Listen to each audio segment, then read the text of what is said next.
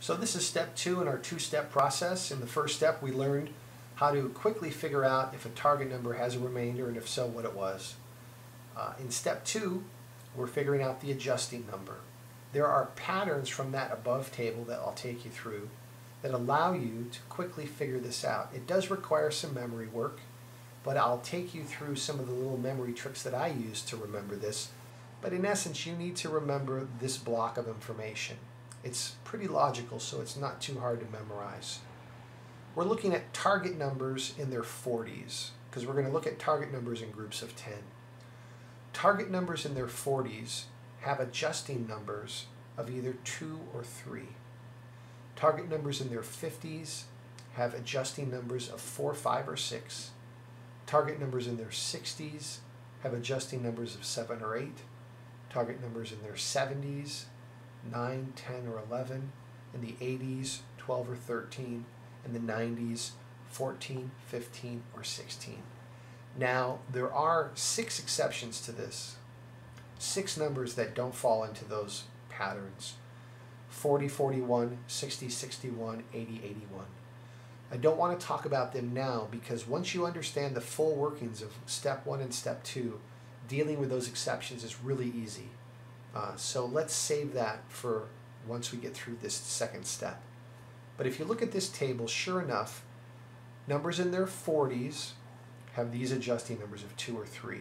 In the 50s, 4, 5, or 6. In the 60s, 7 and 8, and so forth. I want you to realize one other pattern before I show you how to memorize this. In step 1, remember I told you numbers that begin with even numbers end in one of 2 ways?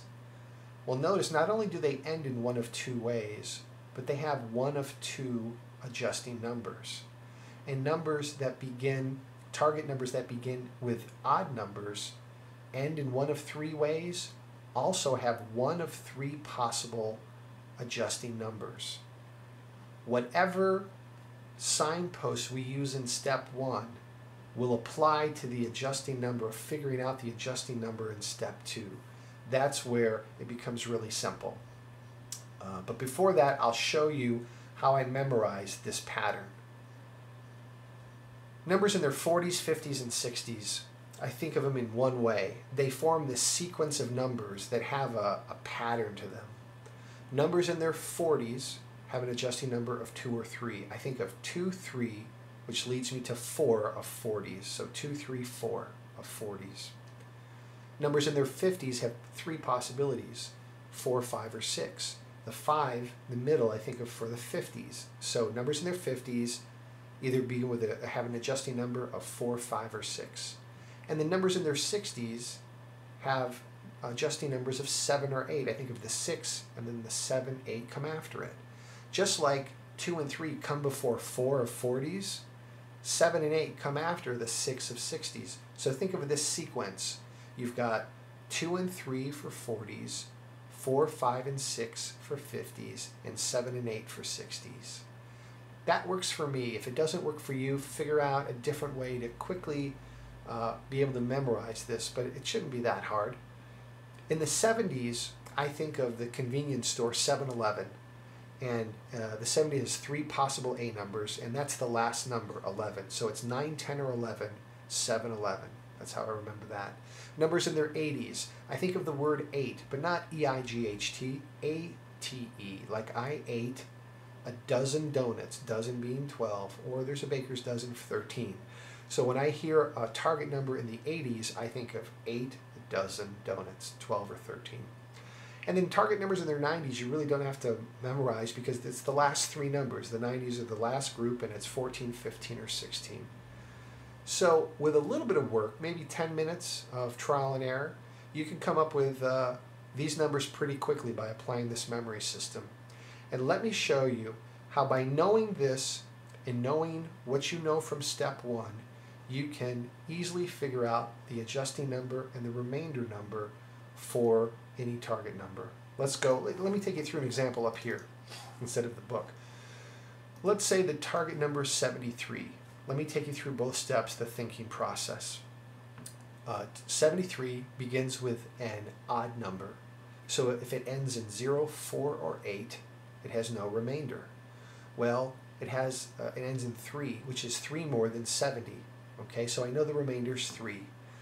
And again, of the 3 possibilities, I use the first one in step 1. So when I go to step 2 and think numbers in their 70s either have an adjusting number of 9, 10, or 11 for 7-Eleven, I use the first possibility or signpost in step 1. I'm going to use the first adjusting number in step 2 of 9. So 73 gives me an adjusting number of 9 and a remainder of 3. Let me take you through another example. 56. 56 begins with an odd number. If it ends in 0, 4, or 8, it has a remainder of 0. It ends in 6, which is 2 more than 4. So that's a remainder of 2. And I'm using the middle possibility or signpost. Now, target numbers that begin in their 50s have a possible A number of 4, 5, or 6. Since I used the middle in step 1, I use the middle in step 2, which is a 5. 5 remainder 2 gives me the target magic square of 56. That's about how simple it is. Let me take you through one more example so it makes complete sense.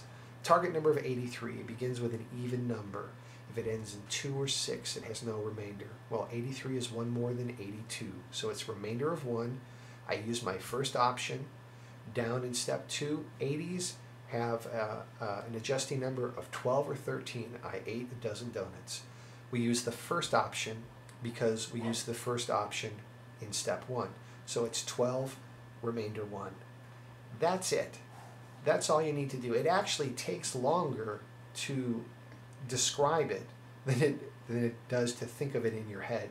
Again, if you think of the challenge video I did at the very top, none of this takes that long. It just really takes a second or two once you have those 2 steps memorized. So we're going to go through and take you through some examples just to at real speed so you can see how quickly all this comes about.